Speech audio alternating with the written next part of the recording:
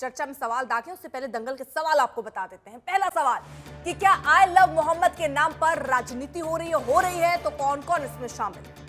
दूसरा बड़ा सवाल कि क्या योगी की सख्ती से यूपी में थम जाएगा बवाल, यह भी एक बड़ा सवाल है। तीसरा सवाल, क्या योगी के जीरो टॉलरेंस पर विपक्ष के सवाल जायज है। इन्हीं सवालों के इर्द गिर्द चर्चा हम करेंगे, लेकिन सबसे पहले राकेश त्रिपाठी साहब, योगी सरकार को लेकर बार बार ये कहा जाता है कि कोई ऐसा अब सोच नहीं सकता, अपराधी अब डरे हुए हैं, दंगे अब होंगे नहीं, लेकिन अगर ऐसी घटनाएं बार बार हो रही हैं तो ये क्यों बार बार उनको कहना पड़ रहा है कि हम सख्ती दिखाएंगे, यानी डर नहीं है क्या वैसा।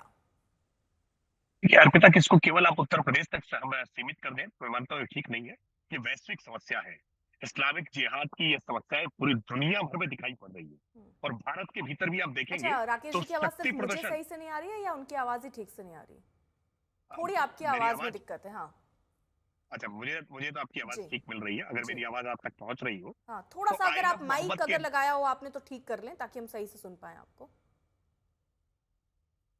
या थोड़ा आप कैमरे से दूर हो जाएं। हाँ, ये आई लव मोहम्मद के नाम पर जिस तरह का शक्ति प्रदर्शन करने की चेष्टा की जा रही है ना, इस शक्ति प्रदर्शन की चेष्टा केवल उत्तर प्रदेश में नहीं हो रही है, बल्कि पूरे देश भर में आपको दिखाई पड़ रही है। चाहे वो गुजरात में हो, वो कर्नाटक में हो, वो उत्तराखंड में हो, और देश की सीमा के बाहर भी दुनिया भर में इस प्रकार के शक्ति प्रदर्शन किए जा रहे हैं इस्लामिक कट्टरपंथियों के द्वारा। ये आई लव मोहम्मद के नाम पर फैशनेबल स्लोगन लगा करके लोगों को डराने की चेष्टा की जा रही है और जानबूझ करके इसका समय तय किया गया है। जब कोई हिंदू त्योहार आता है तो हिंदू त्योहारों पर इसको जानबूझ करके ऐसा किया जाता है। और अगर आपकी बात को मैं मान लूं कि आई लव मोहम्मद से डराया जा रहा है तो फिर आपकी आवाज बहुत धीमी आ रही है। अगर आपकी आवाज थोड़ी तेज आवाज मेरी बढ़ाइए, मैं आपकी आवाज सुन पाऊं। आवाज मेरी बढ़ाइए। मैं ये जानना चाह रही हूँ, आप ये कह रहे हैं आई लव मोहम्मद से डराया जा रहा है, वो कैसे डराया जा रहा है? और अगर आपकी थ्योरी पर मैं यकीन कर लूं कि हाँ डराया जा रहा है, तो आई लव महादेव, इससे भी क्या डराया जा रहा है? नहीं, आई लव मोहम्मद के स्लोगन से कोई डर नहीं है, इससे कोई डर का माहौल नहीं है। लेकिन विधि विरुद्ध तरीके से जब जमाव करते हैं एक साथ, बिना अनुमति के एक साथ इकट्ठा हो जाते हैं, आप जुमे की नमाज के दिन मस्जिद में जाकर के इबादत के लिए अपने खाली हाथ उठाते हैं और ऊपर से इन हाथों में पत्थर कहां से आ जाते हैं? ये अल्लाह तो नहीं देते हैं, ये मुल्ला देते हैं, मौलवी देते हैं, मौलाना देते हैं। और इन पत्थरों को लेकर के आप सड़कों पर निकल आते हैं, पुलिस वालों पर पथराव करते हैं, गोलीबारी करने का काम करते हैं। तो क्यों नहीं आतंक का वातावरण बनेगा? आपके आई लव मोहम्मद कहने पर किसी को कोई आपत्ति नहीं है, लेकिन आई लव मोहम्मद के बहाने शक्ति प्रदर्शन करेंगे, सड़कों पर आ जाएंगे, लोगों को डराने की चेष्टा करेंगे, हिंदू त्योहारों को बाधित करने की चेष्टा करेंगे, तो निश्चित तौर पर आपत्ति भी होगी और कानून का डंडा भी पूरी कठोरता से चलेगा। ठीक वैसे ही जैसे उन्नाव में चला है, जैसा बरेली में चला है। और उत्तर प्रदेश को अशांत करने की चेष्टा तो करने की सोचे भी नहीं, क्योंकि यहाँ तो बाबा बुलडोजर की सरकार है, योगी आदित्यनाथ की सरकार है, और योगी आदित्यनाथ की सरकार में दंगाइयों पर रहम नहीं होता है। ये बात इनको ध्यान रखनी चाहिए। ये अखिलेश यादव जी के शासनकाल में हुआ करता था, जब दंगाइयों को हेलीकॉप्टर में बैठाल करके मुख्यमंत्री आवास बुलाते थे और उनको चाय नाश्ते की व्यवस्था मुख्यमंत्री आवास में कराते थे। लेकिन अब उत्तर प्रदेश में शासन बदल गया है, ये बात इनको समझ में आनी चाहिए। मैंने जैसे पहला सवाल आपसे पूछा, पहले आपने आई लव मोहम्मद का जिक्र किया, फिर जब मैंने उसमें आई लव महादेव का नाम जोड़ा तो आपने बताया कि आई लव मोहम्मद से कोई दिक्कत नहीं है, आपने बताया कि हिंसा से दिक्कत है। कोई भी समुदाय, चाहे वो हिंदू हो, मुसलमान हो, जो भी हिंसा करेगा या जिसकी नीयत ठीक नहीं है उस पर कार्रवाई होनी चाहिए, ये आपका जवाब होना चाहिए। लेकिन वो दूसरे सवाल के बाद आया।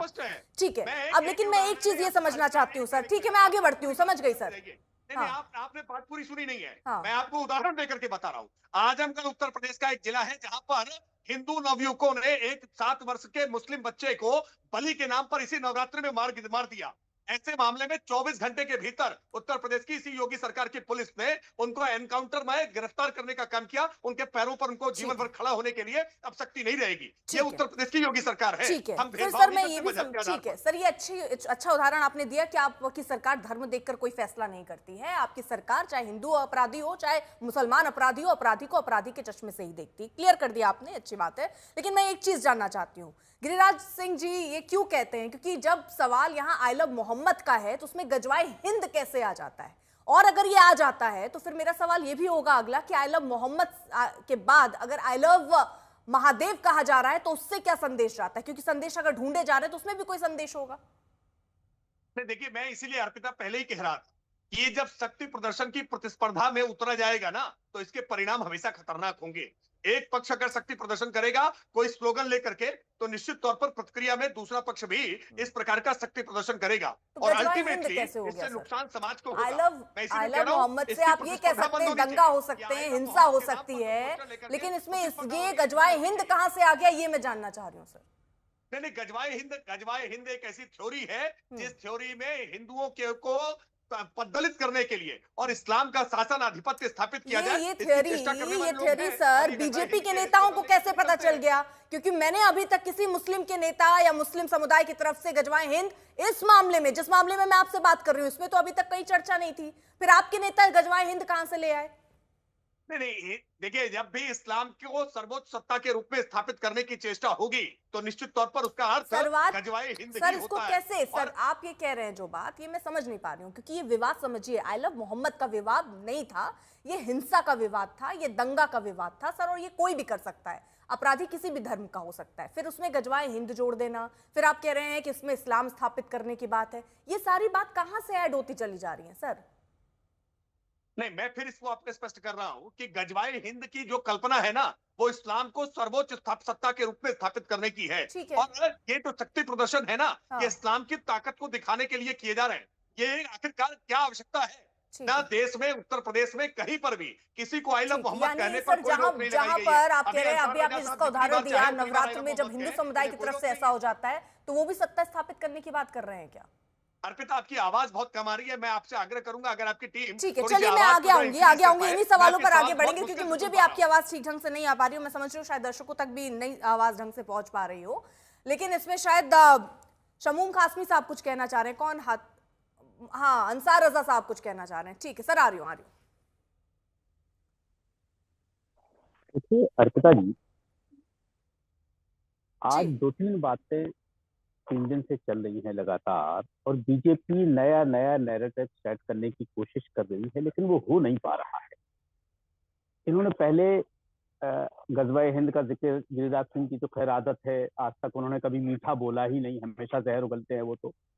लेकिन आज मुझे अफसोस इस बात का है कि योगी आदित्यनाथ जी की जो भाषा है ना, वो किसी संवैधानिक पद पर बैठे हुए इंसान की भाषा नहीं है। किसकी लगती है वो देश तय करेगा, लेकिन संवैधानिक पद पर बैठे हुआ इंसान इस तरह की भाषा का इस्तेमाल तो नहीं कर सकता। और ये बार बार जो राकेश त्रिपाठी जी टीवियों पे बैठ करके के हाथ उठाते हैं तो खुदा पत्थर नहीं देता है और वो पत्थर तो मुल्ला ही देता है। राकेश त्रिपाठी जी, सत्ता का नशा अच्छा नहीं होता। कोई भी मुसलमान अपनी तरफ से कोई भी पत्थरबाजी नहीं करता। आपने जो वहां अत्याचार किया है, जो लोग अत्याचार जिन पर हुआ है ना, उनके बच्चों से, उनके माँ बाप से पूछिए कि क्या हुआ है उनके साथ। ये धमकियां टीवी पे बैठ करके एक नैरेटिव सेट करना कि अब ये हो जाएगा, वो हो जाएगा। मैं पूरे बीजेपी को चैलेंज करता हूँ। मैं इंडिया में इस वक्त नहीं हूँ, मैं दिल्ली से बाहर, इंडिया से बाहर हूँ, लेकिन मैं चैलेंज करता हूँ, अगर गजवाए हिंद का माना भी कोई बीजेपी का आदमी बता दे, उन्हें तमीज नहीं गजवाए हिंद कहते किसको है। ये खाली लफ्ज उठा करके ले आते हैं कि इसमें 6 मुसलमानों का कोई लफ्ज जुड़ा हुआ है। न गिरिराज सिंह को पता होगा, न योगी जी को पता होगा कि गजवाए हिंद कैसे। साहब आप क्या कह रहे हैं कि कोई भी मुस्लिम पत्थर नहीं उठाता है?